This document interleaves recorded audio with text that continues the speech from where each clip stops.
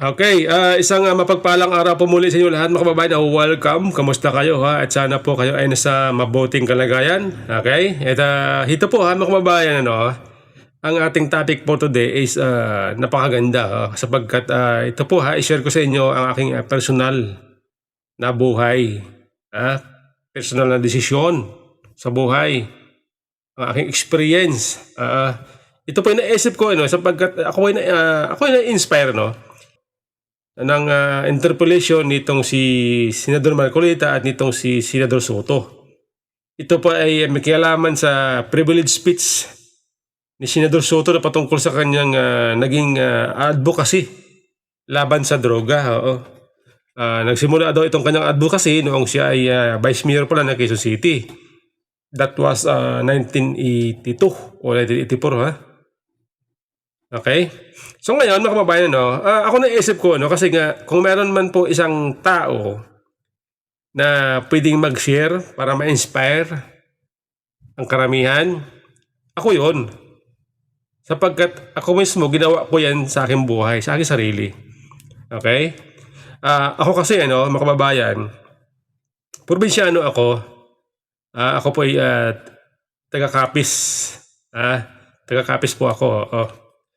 Doon sa probinsya namin ay liblib po yon, liblib na lugar po yon. Ang hanap buhay doon ay pagsasaka, pagtatanim ng palay, pagtatanim ng tubo, mais, niyog, saging, gulay, yan, mga yan. Okay, ang tatay ko naman ay ang kanyang trabaho noon, nagtatrabaho siya, nangangamuhan siya sa isang Chinese na merong hasinda doon sa lugar namin, tubo. Ang kanyang sweldo ay weekly, every Saturday. Okay? So ngayon, mga kababayan, naulila ako, Batang-bata pa ako nung naulila ako sa magulang. Ang nanay ko, namatay ang nanay ko ay,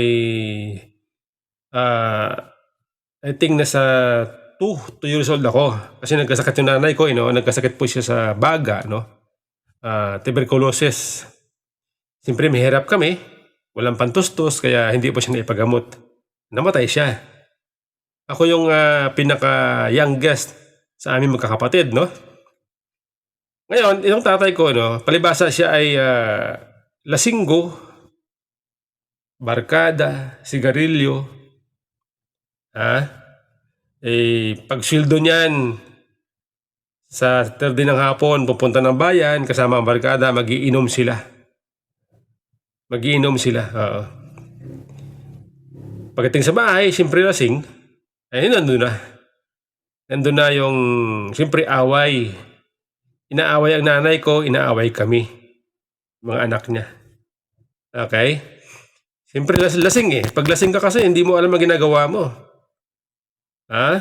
Yan ang epekto ng lasing. Okay? Ay dumating ang punto nung katagalan, siguro mga that time mga 8 or 9 years old ako. Okay? Ang tatay ko nagkasakit. Nagkasakit siya sa baga. Okay? Nung panahon na yon, pag siya po'y humihinga, yung parang pag humihinga siya, pag gumaganon yung kanyang hininga. Yun pala malala na ang kanyang sakit sa baga. Okay? Dahil doon, siyempre sa kahirapan, namatay siya. Huli ko nalaman na yun pala ay sinyalis daw yun ng pwedeng cancer sa baga or tuberculosis.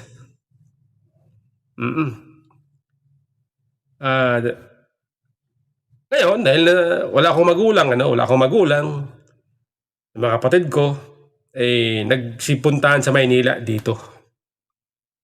Doon ang naiwan, ako at kapatid kong lalaki. Itong kapatid kong lalaki, swerte siya kasi nga, nung nagkasakit yung tatay ko, hindi niya na kaya maghanap buhay. Actually, kahit na nung araw, nung Nung namatay ang nanay ko, nagpuntahan dito mga kapatid ko sa Maynila, naiwan kami 3 doon sa probinsya. Dahil ang tatay ko ay lasinggo, uwi ng gabi. Okay, kaming 2 kapatid ko na mas batang bata, wala kaming makain. Siyempre sa probinsya, dahil sa probinsya hindi ka magugutom, marami doon pagkain. Maraming prutas, maraming bungang kahoy na pwede mong kainin. Nabuhay kami doon. Kahit na walang suporta ng tatay namin, inabuhay kami magkapatid. Punta ka lang sa kabundukan, kagubatan. Marami kang makakain doon ng mga wild bananas. Wild bananas, ibon. Tinitira-tira namin yan para ihawin namin. Okay? Doon sa probinsya, tinatawag namin na ilos. Yan. Sa mga Bisaya dyan, alam niyo yung ilos. Yung lamang gubat. Laman lupa. Okay? Sa aming probinsya, nagkalat ang prutas doon. Sa kabundukan. Yan po ang aming kinabubuhay noon ng aking kapatid. Ang tatay ko naman, barkada, inom, lasing, sigarilyo. Wala sa pakialam sa amin. Nagkasakit siya. Kaya yun. Dahil hindi niya kaya maghanap buhay, umalis siya. Kasama ang kapatid ko, pumunta sila sa kabilang bayan. Doon sa tiyahin namin. Doon sila tumira. Ako naman, iniiwan niya doon sa kapitbahay namin, doon kung saan kami pinanganak. Ako pinanganak. Yung pala may utang siya doon. Kumbaga ako yung pinambayad niya. Ako naiwan doon, mag-isa. Doon sa tao. That time siguro na sa mga 7 years old ako. Nung iniwan nila ako noon. Doon ang trabaho ko sa amo ko, pagkain ng kalabaw, taga-bantay ng palayan, taga-bunot ng palayan, taga-linis ng palayan. Yun trabaho ko. Taga-linis ng mga damo sa taniman ng gulay, kalabasa, gabi. Yan. Yan noon ang trabaho ko sa probinsya. Okay? Dumating ang punto na ako po ay sinundo ng tiyahin ko doon sa tao na kung saan ay doon ako iniwan ng tatay ko. Kasama yung kapatid ko, sinundo ako doon. Doon ko nalaman, napatay na pala tatay ko. Hindi ko siya nakita. Hindi ko siya nakita noong siya ilibing. Doon ko nalaman, napatay na pala siya. Okay?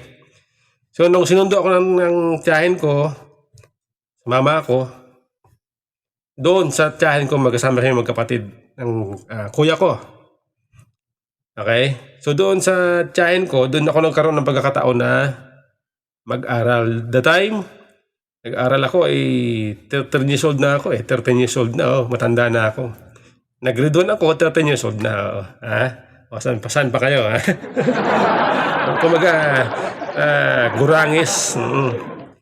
The time, sa klase ko, grade 1, ako yung pinakamalaki. Ako din yung matanda. Pero okay lang yun. Ganyan talaga Okay? So ngayon, mga kababayan,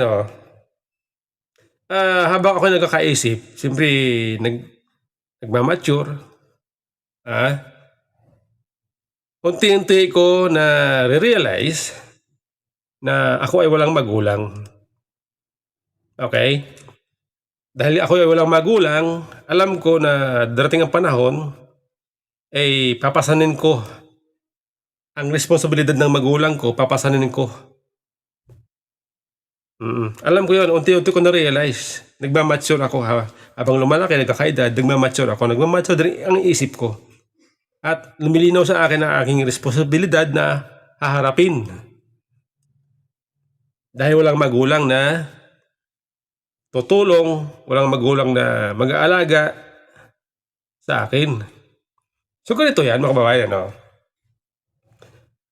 Sa probinsya kasi, alam niyo sa probinsya ang mga libangan doon, sugal, nandyan yung baraha, sabong, kung ano-ano.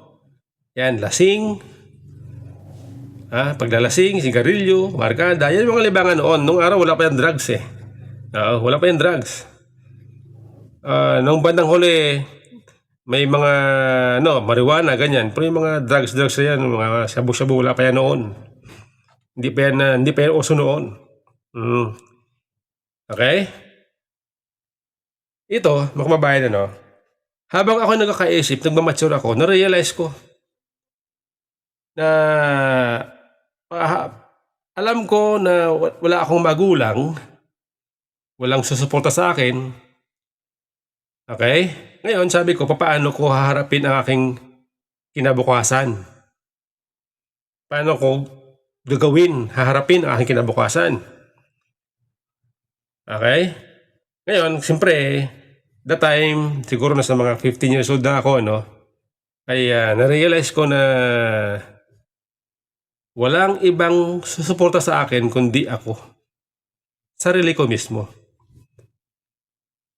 Okay? That time, habang nagkakaedad ako, 16, 17, 18, lumilinaw sa akin na kailangan ko magsikap.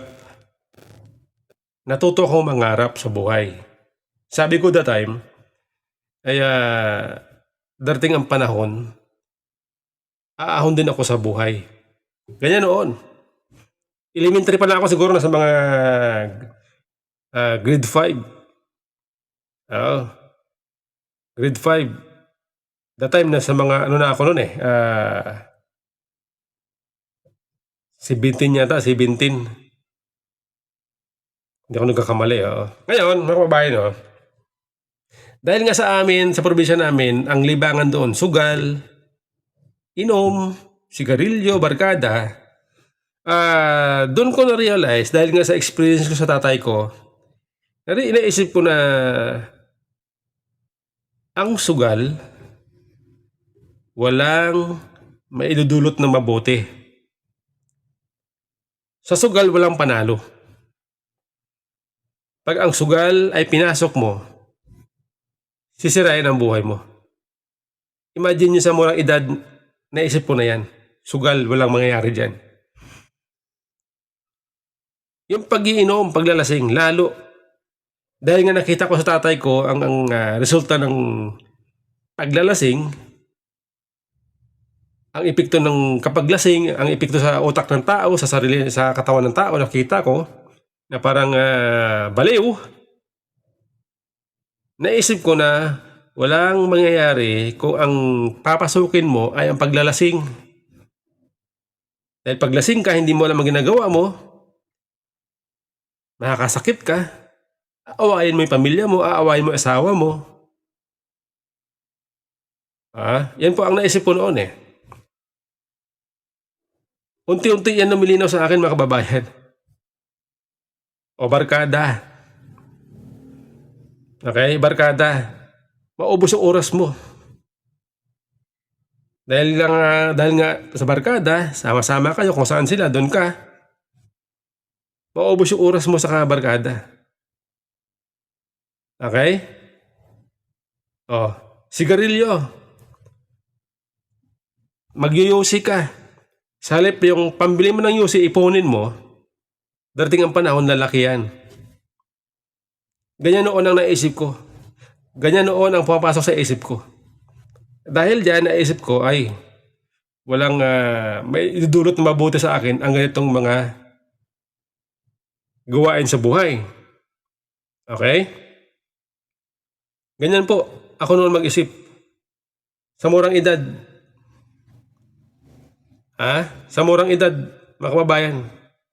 Okay? So ito po mga kababayan i-share ko po itong video na usapan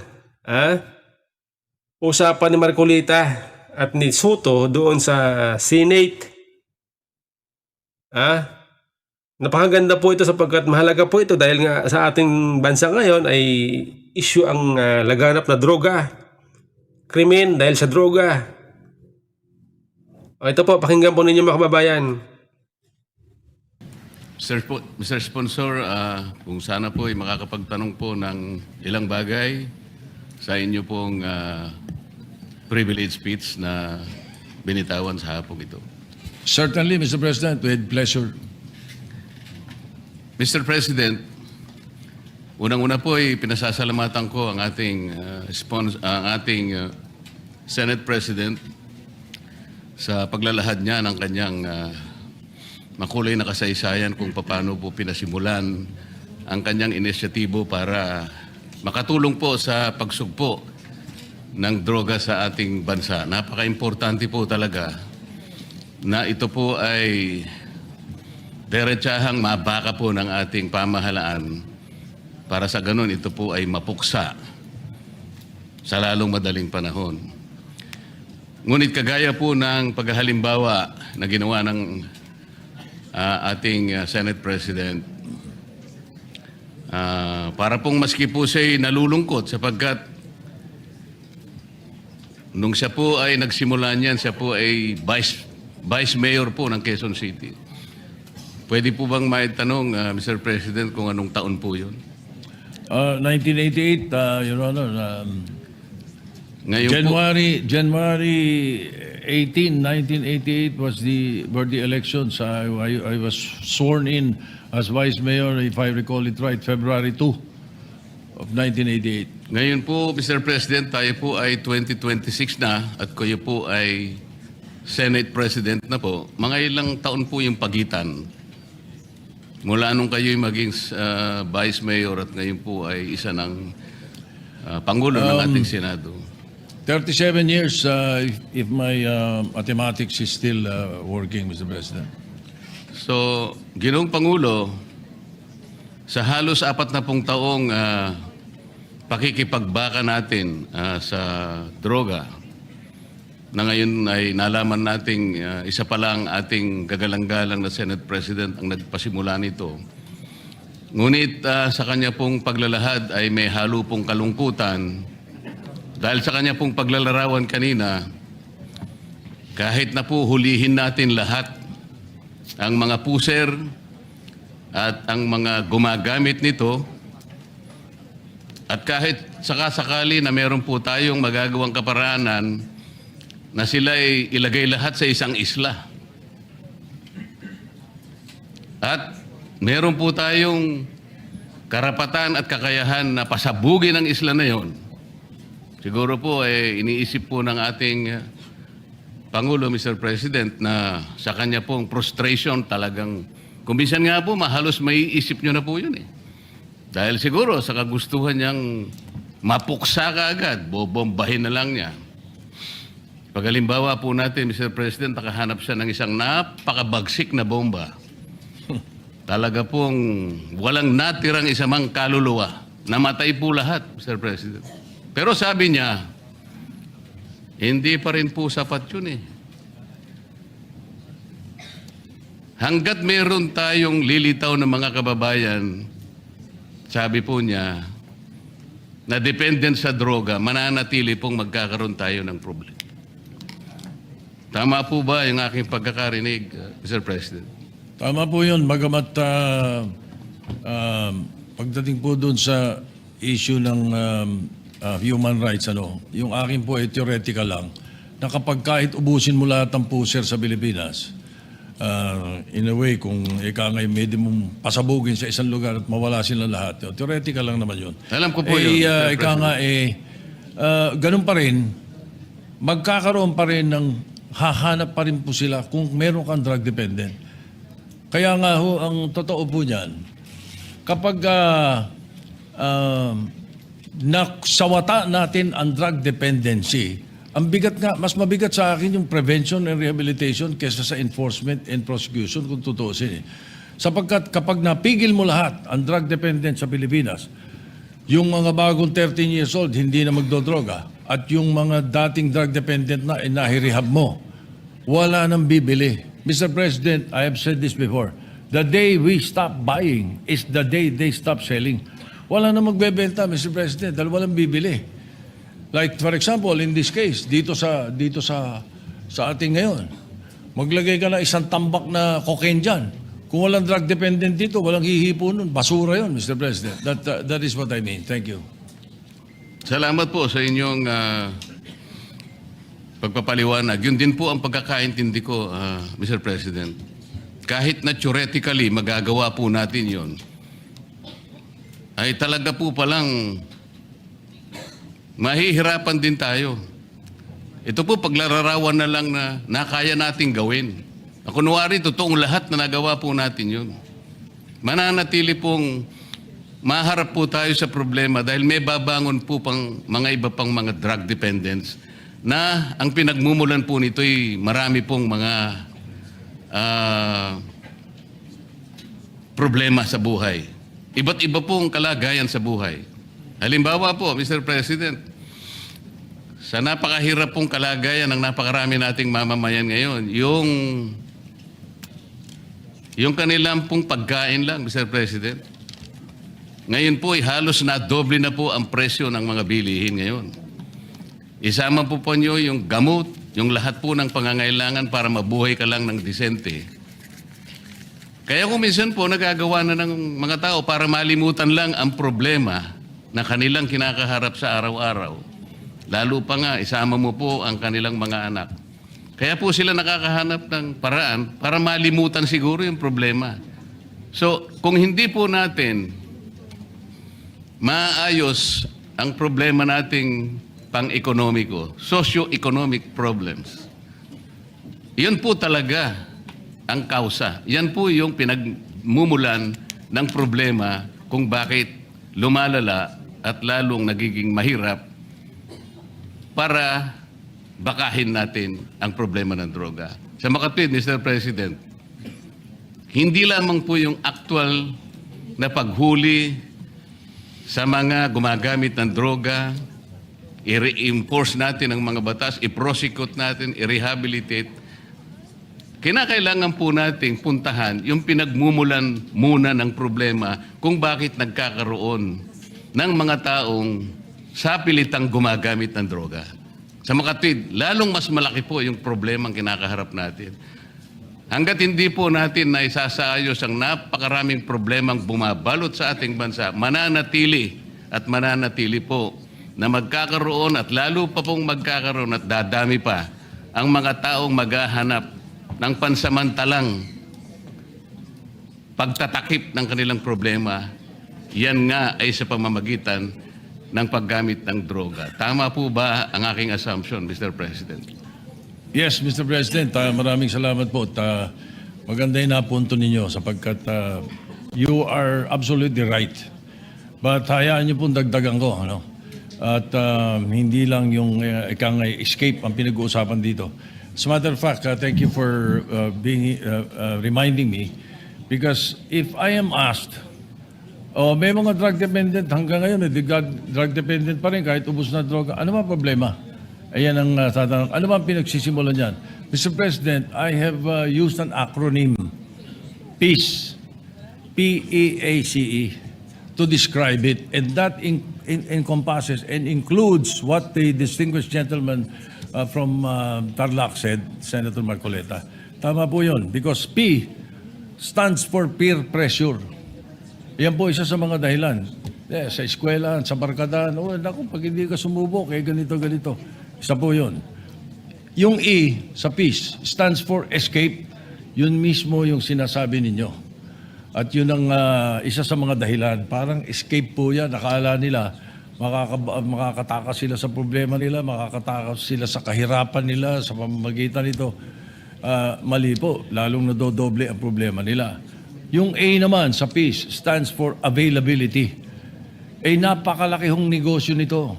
Ito po, bilyon-bilyones na dolyares na negosyo ito. That's why these people, these drug lords, these drug pushers, especially high-level drug traffickers, will make it available in your streets, in your homes, in your schools, everywhere. They will make it available.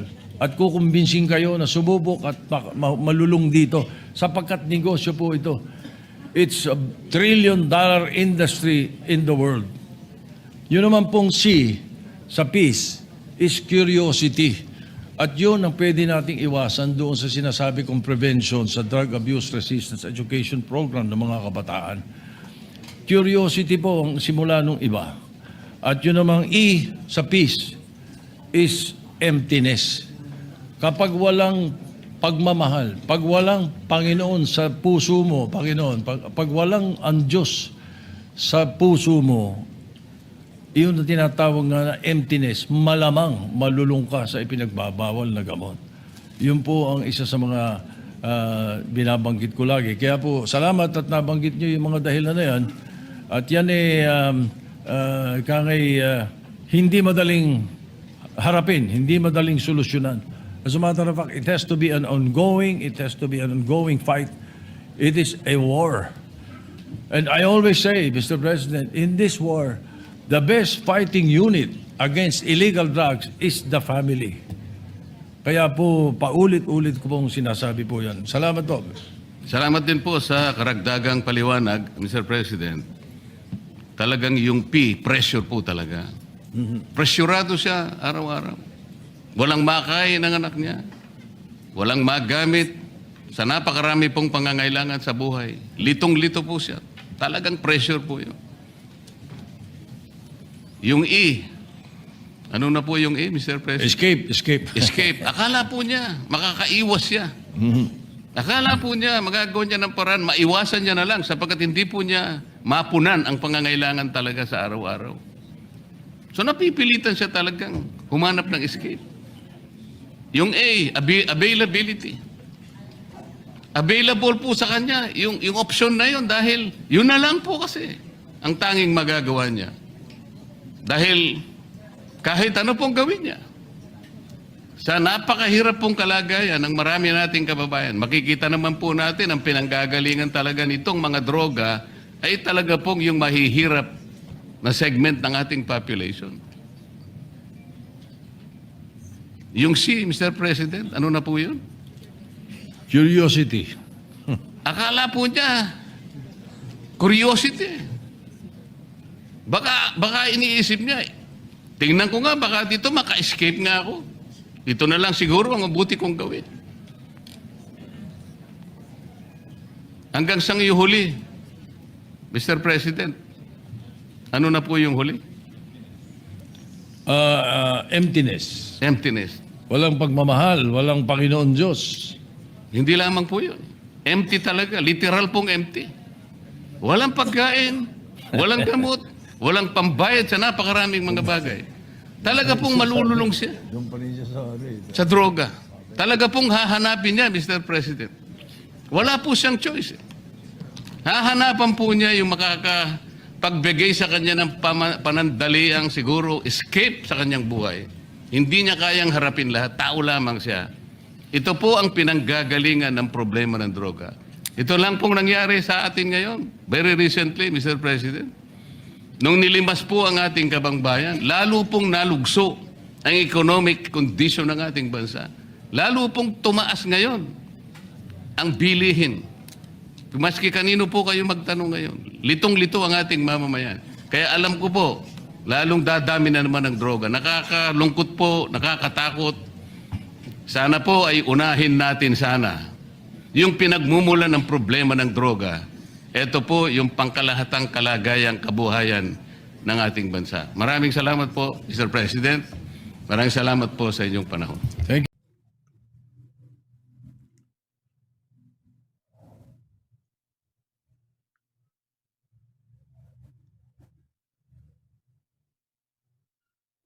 Okay, so yan po meron pong sinight na acronym, no?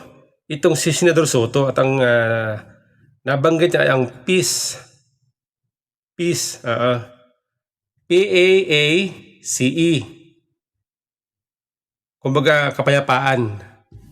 Okay, sabi niya, ang P daw stand for peer pressure. Ibig sabihin, impluwensya ng barkada. Okay? Impluwensya ng barkada.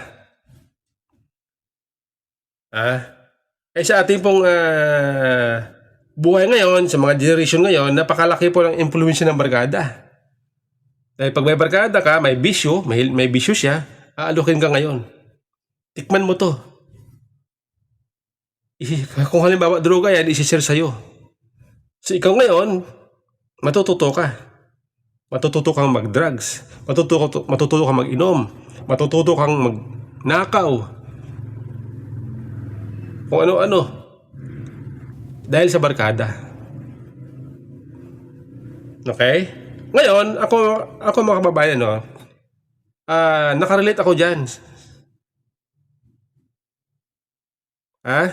kung paano makaiwas sa barkada.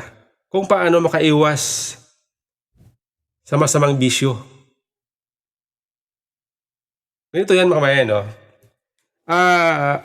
To be honest with you, ako yata yung taong masasabi natin na hindi marunong makisama pagdating sa bisyo. Totoo yan. Alam po ng misis ko yan. Alam ng mga anak ko yan.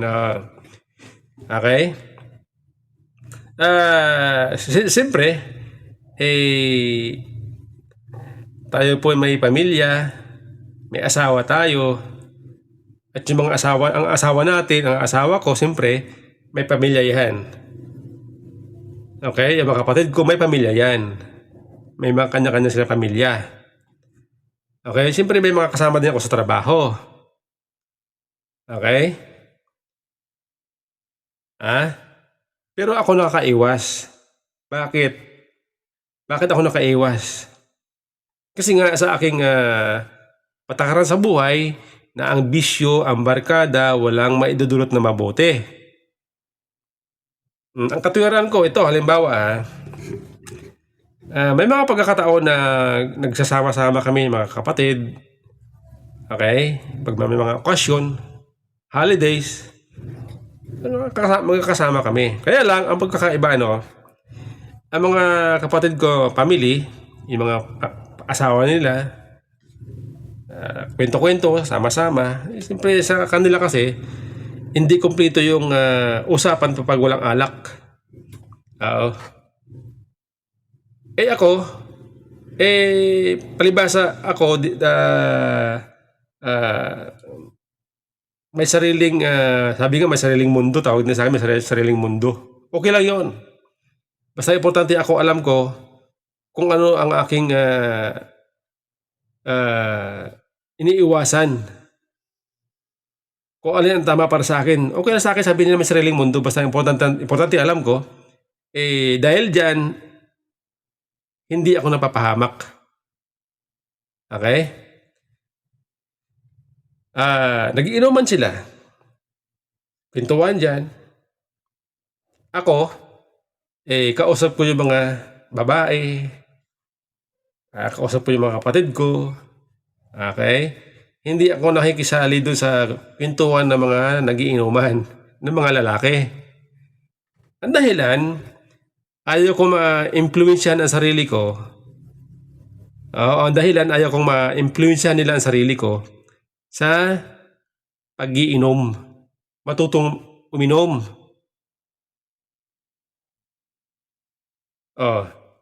Okay na sa akin, sabihin nila kung ano-ano. Pero alam ko, kaya ako umiiwas dyan dahil ayaw ko matulad sa kanila. Okay lang yung tanggap ko yun. Kahit ano sabihin nila sa akin. Bahala kayo sa buhay niyo. Basta ako, hindi ako sasali dyan. Sa pag-iinom. Alam po ng mga kapatid ko yan. Kaya nga tinapat ko sila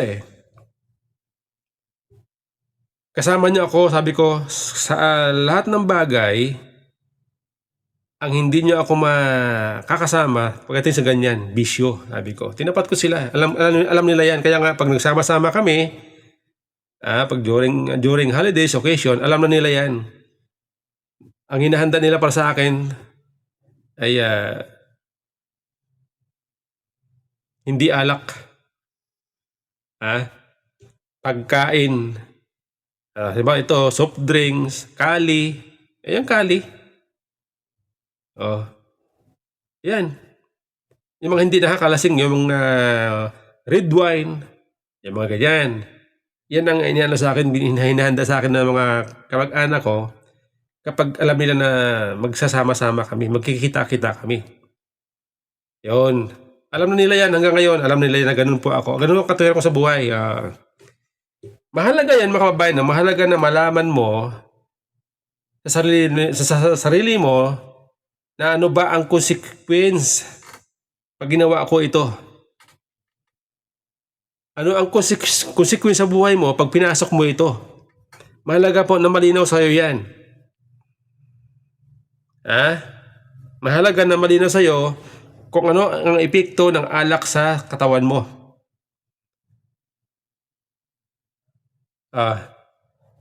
Maganda itong nabanggit ni Soto, kaya lang kulang.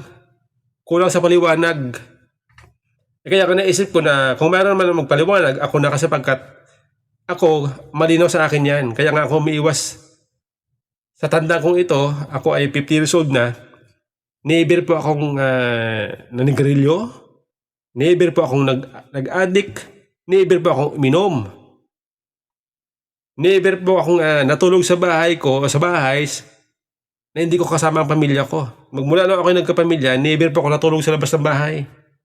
Hindi ko kasama ang pamilya ko. Totoo yan. Yan po pinagmamalaki ko sa asawa ko, sa pamilya ko. Okay? O skip.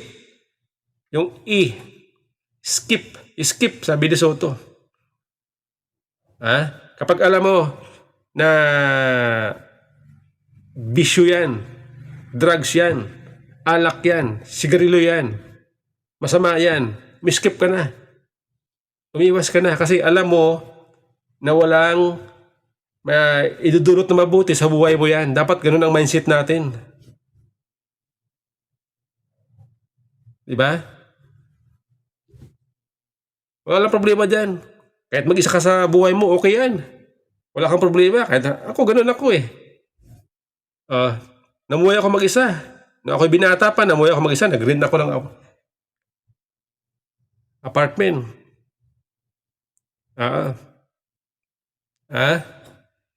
Ganun po. Availability, sabi ni Soto. Pinaliwanag niya.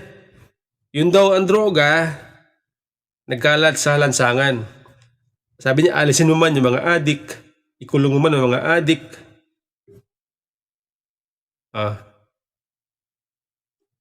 Ang droga nandyan. Dahil, negosyo. Totoo naman sinasabi ni Soto, negosyo. Okay? Kaya nga, pag walang buyer, walang customer, walang negosyo. Walang negosyante. Walang magdala ko ng droga. Tama yan. Agree ako dyan sa sinasabi ni Soto. Diba? Sabi niya, C. Curiosity. Ibig sabihin, tulad nung nabanggit ko kanina, na isipin mo mabuti, ano ba ang consequence nito sa sarili mo?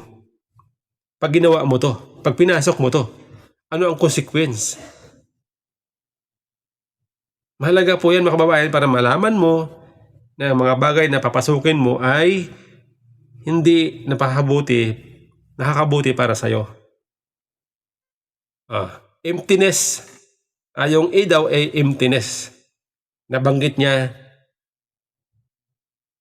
takot sa Diyos. Number 1 yan. Mga kababayan, takot sa Diyos. Kapag takot ka sa Diyos, alam mo na ang mga bagay na ayaw ng Diyos. Kapag takot ka sa Diyos, may pagmamahal ka sa Diyos, ayaw mo magkasala. Ayaw mong gawin ang ayaw ng Diyos. Yun po ibig sabihin nun. At dapat natin malaman na ang ayaw ng Diyos sa atin, na gagawin natin, yun ay para sa ikabubuti natin sapagkat ang Panginoon Diyos, walang hangad para sa atin kundi para sa ikabubuti natin. Mahalaga po yung mga kababayan, magbasa kayo ng Bible.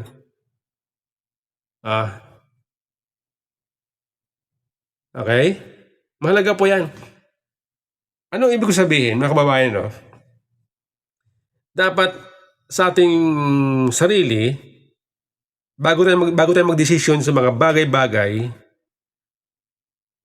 alamin muna natin kung ito bang gawin nating desisyon ay para sa ikabubuti natin o hindi. Mahalaga yun. Mahalaga ang maturity, responsible. Mahalaga po yung mga kababayan sapagkat pag bara-bara ka, wala. Mahuhulog ka, mapapasubo ka. O ngayon, ito share ko sa inyo ito mga kababayan. Dahil nga ako ay walang magulang, siyempre, alam nyo na kung bakit. Napakahirap po mag-aral na walang magulang. Totoo po yan. Dahil nga walang susuporta sa inyo. Kapag may kailangan, halimbawa, pang tuition mo, kung walang magsusuporta sa'yo, saan ka kukuha? Wala. Di ba? Ngayon, dahil nga ako ay isang tao na may pangarap, no? Pangarap na mapabuti ang aking buhay, aking future, pamilya ko, kaya nagtiyaga ako na mag-aral self-supporting. Okay? Nung elementary ako, dahil siyempre sa probinsya, nung araw, wala namang bayad noon ang public school. Hanggang ngayon, elementary, walang bayad. Hanggang high school, walang bayad. Okay? Dahil nga siyempre, ang problema lang noon, dahil nung high school ako, ang school, malayo na sa bahay ng tita ko, tiyahin ko. Sa bayan na, kailangan mo na mag-board. Dahil malayo. At ang uuwian, weekly. Nag-board ako doon. Nag-board ako. Alam niyo ginagawa ko mga kababayan noong araw? Nung ako yung nag-aaral ng high school. Para may pambayad ako sa boarding house. Okay? Pagdating ng hapon, nagpapadyak ako. Alam mo yung padyak? Namasada ako ng padyak nung araw sa boarding house ko, may katabi doon na nagpapaupa ng padyak. 4 pesos kada oras, 4 pesos kada oras. Nag-rent ako ng padyak. Mamasada ako niyan paglabas ko ng school ng 4 o'clock. Mamasada na ako niyan. Hanggang alas 7 ng gabi. O, di ba?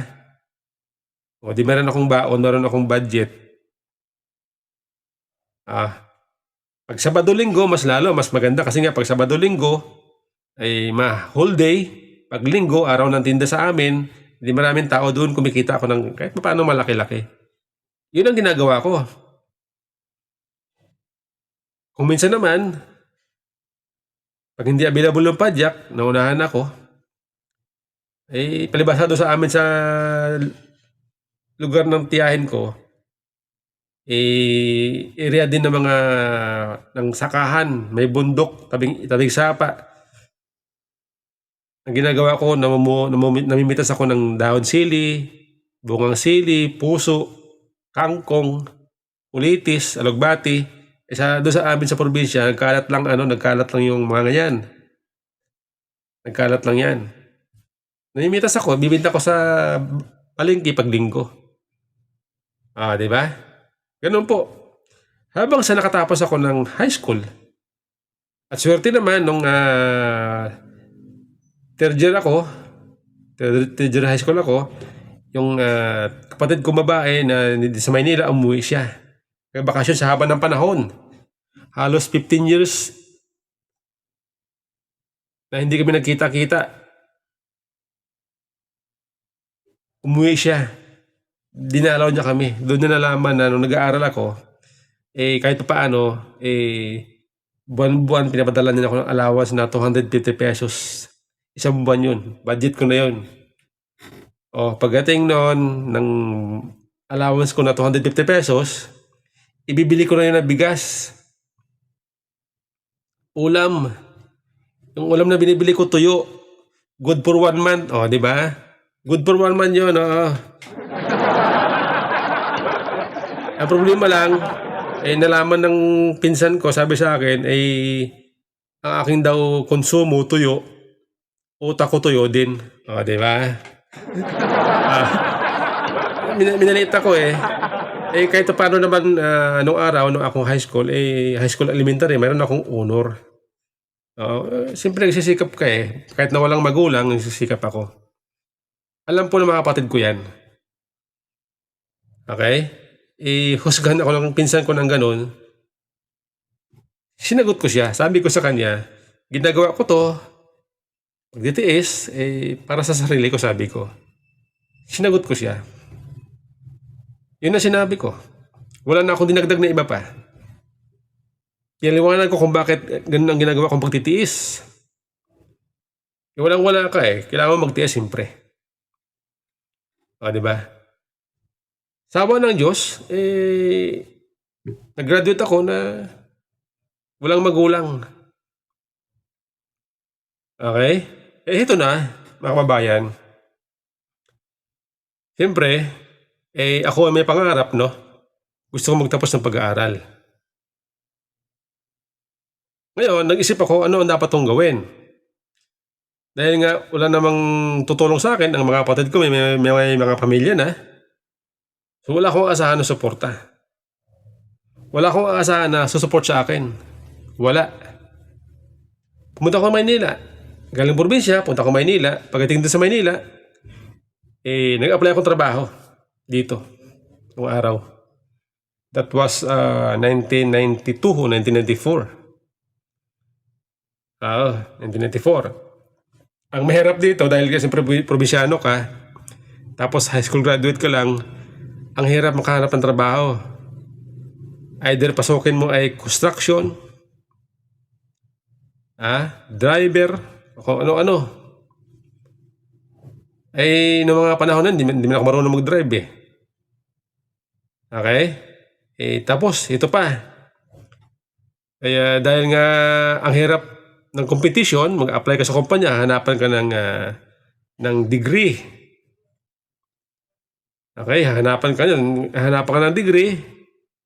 Pag may nakasabay ka na merong degree, ikaw naman hindi, asahan mo hindi ka mahatanggap. Sasabihin sa'yo tawagan ka na lang. Yan. Sabihin sa'yo ng personnel, ng kumpanya, tawagan ka na lang. Asa ka naman. Di ba? Ganyan noon ang mga naranasan ko sa buhay. Madaling araw, nung araw kasi nakatira kami sa Tondo. Sa Balot Tondo. Madaling araw yan, 5, lakad na ako niyan. Mula Balot Tondo, papuntang Makati sa may Washington, lakad ako niyan. Binabaybay ko yan yung TAF. Papuntang Buendia. Lakad yan. Naghanap ng trabaho. Meron akong clutch bag na ganyan. Ang laman nun, baunan, kanin. Meron din akong daladalang envelope. Ang laman nun, mga requirements. Diba? So, ganun. One time, nag-apply ako, no? Ang problema yung kumpanya na pinapasukan ko, ina-applyan ko, maganda siya. No? Isa siyang agency. At ang kanilang kumpanya, sila po ay agency ng mga merchandiser. Yan. Merchandiser, mga promo girl, gano'n. Nag-apply ako sa agency na yon. Ang problema, hindi ako natanggap. Kasi nga, unang-una, kulang ako sa experience. Kasi kailangan nila experience eh. Ako, first time. Hindi ako natanggap. Okay? Ang problema ngayon, dahil nga kulang ka sa experience, kulang ka pa sa degree, mahirapan. Kaya ang ginawa ko the time, available naman yung, alam niyo yung sampling, mga kababayan, nung araw, sampling ng isang sabon. Ng isang sabon. Okay, ng Procter & Gamble. Yung kalbo. Mr. Clean nung araw, Mr. Clean. Nung araw, ang mascot niya yung kalbo. Na Muscleman kalbo. Yung agency na yon, okay, ang kanilang mga hinahawakang produkto ay produkto ng Procter & Gamble. Pinasok ko yun. House to house kami, house to house. Namimigay ng mga sampling. Sinusuot ko yung mascot ng Mr. Clean. Pagkakapal-kapal na foam, mainit. 3 kami. Palit-palitan kami. Dahil mainit, yung laway namin, doon na. Palibasa ako ay probinsyano. Matibay ako sanay ako sa init. Kaya ko. Sila, hindi nila kaya. Yun lang siyempre yung amoy ng hininga ay halo-halo na. Yung pawis halo-halo na. Diba? Halo-halo na. Ah. Yun naman kasi consignee lang yun eh. Kumbaga 3 months lang yun. Pagkatapos ng project, iba naman. Ah, iba naman. Tagalagay na kami ng mga poster sa mga store. Oh. Pinasok ko rin yun. Habang sa dumating ang punto na ako ay, dahil nga, siyempre kilala na ako sa agency, nakakuha na ako ng pabor. Doon na ako na pasok bilang merchandiser. Naging merchandiser ako. Ah, nung naging merchandiser ako, ang kontrata. May kontrata lang 6 months. Pero okay lang. At least may experience na ako. After ng kontrata ko, eh, wala nang trabaho ulit. Okay? Wala nang trabaho ulit. Naghanap ulit ako ng ibang agency na pwedeng applyan. At sa awa ng Diyos, dahil nga ako may experience na, madali na nakapasok. At doon sa agency na pinasukan ko, yung produkto na kanilang hinahawakan, yung Nivea. Yan, Nivea. Yan, mga yan. At doon sa agency na yon, continuous kami. Dahil doon ako nakahanap ng pagkakataon na mag-aral. Nag-aral ako dahil continuous ng trabaho ko. Naasan ako that time sa SM North.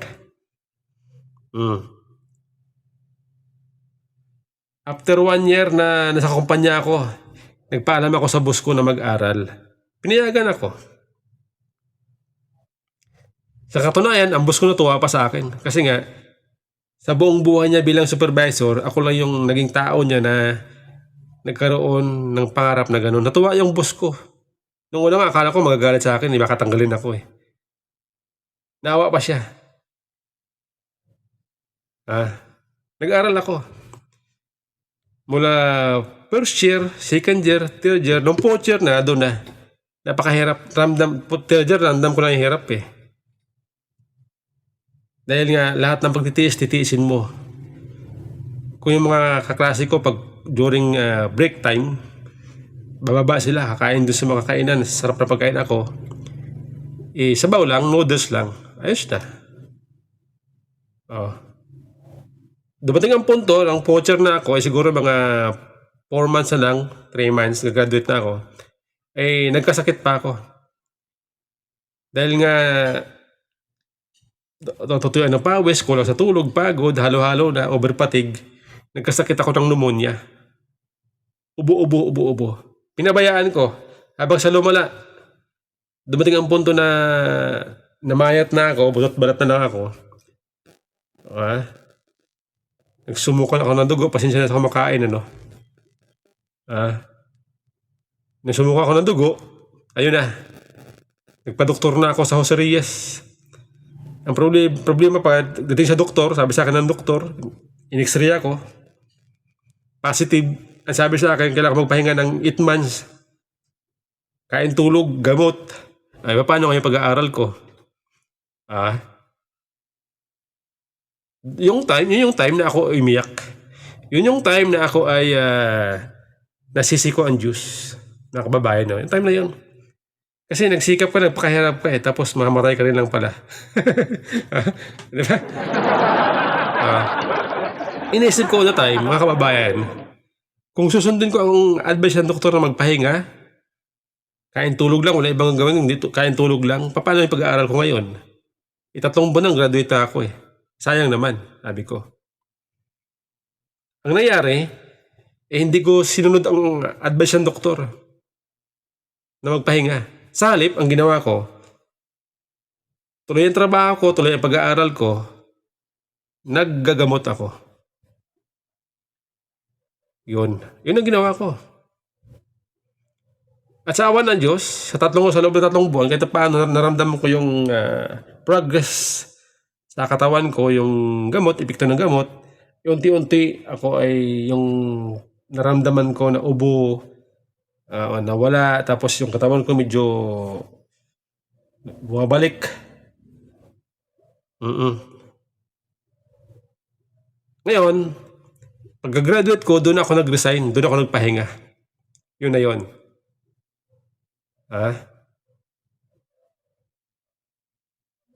Na-realize ko that time, ang sarap pala sa pakiramdam na nakatapos ka, na sa sarili mo sikap,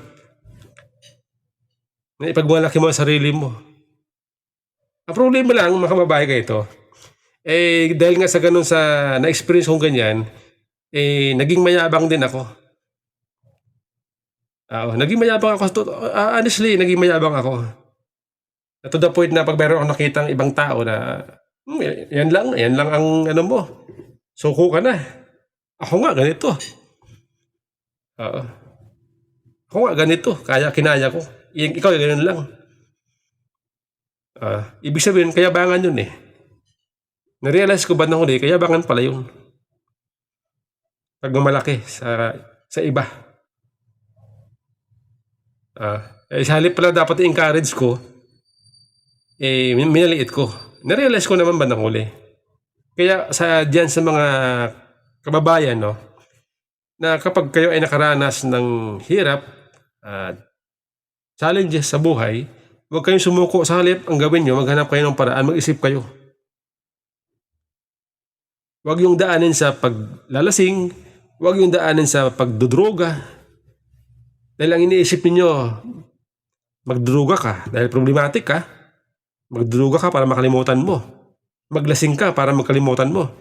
Pero pagkatapos nun, pag nawala ang epekto ng alak, pag nawala ang epekto ng droga, ang problema nandun pa rin. Di ba? Nandun pa rin. Wala kang nagawang solusyon. Lalo ko lang napariwara. Ang dapat yung gawin, mag-isip kayo. Solusyon ang dapat yung kailangan, hindi pag-iinom, hindi pagdodroga, hindi pag-a-addict. Hindi issue ang kahirapan sa buhay. Napatunayan ko na yan. Hindi porket naghihirap ka ay magsyabok ka na lang, mag-inom ka para makalimutan mo pasamantala. Hindi yun ang solusyon eh. Iwasan mo. Dapat mong umiwas ka sa bisyo. Umiwas ka sa barkada. Maghanap ka ng solusyon sa problema mo. Magtrabaho ka. Magsipag ka. Yun eh.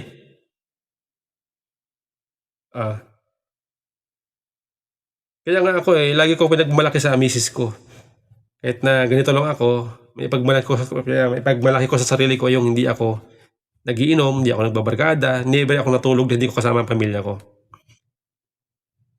Okay?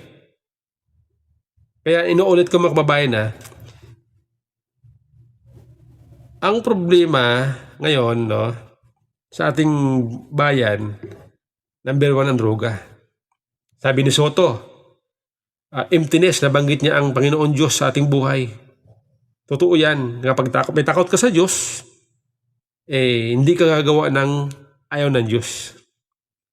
Kaya nga naisip ko di ba ngayon uso ngayon ang impeachment laban kay Vice President Sara Duterte. At nakita ko ang iba sa mga nagsasampa ng impeachment laban kay BP Sara ay mga pare, mga madre. Okay?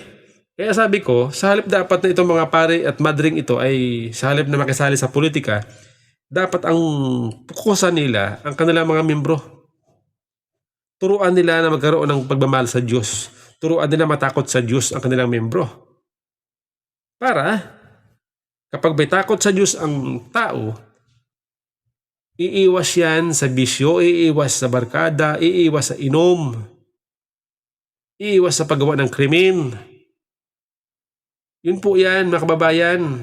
Kaya sa mga padre dyan, mga pare dyan, mga madre, mga church leader, lahat na. Ako maswerte ako kasi nga, yung church na napuntahan ko, isa sa mahigpit. Laging ni-remind sa amin, bawal yan. Pati nga pagtingin sa babae, bawal. Ito ay contact lang. Bawal tumingin sa katawan. Para ang isip natin, ang isip hindi ma-pollute, hindi magkaroon ng mahalay na isip sa babae. And napaka-grateful ako kasi nga, napaka-grateful ko sa church namin kasi nga ganun ang teaching sa amin. Ang pag-drugs, ang pagsigarilyo, ang pag-inom, sin yan, sin. Sin yan sa amin. Tinuturo sa amin yan, sin yan. Okay? Kaya nga sinasabi ko, sa halip sana, ang pakiusap po dito sa mga pare, sa halip na kayo ay ma-involve sa politika, turuan nyo lang, tutukan nyo lang ang mga membro nyo, turuan nyo matakot sa Diyos, turuan nyo magkaroon ng pagmamahal sa Diyos. Yun ang importante. Kung gusto nyo mawala ang corruption, kung gusto nyo mawala ang krimen, wag yung iasa sa gobyerno sapagkat ang gobyerno, ang solusyon niya, habulin ang mga kriminal. Habulin ang mga pasaway sa lansangan.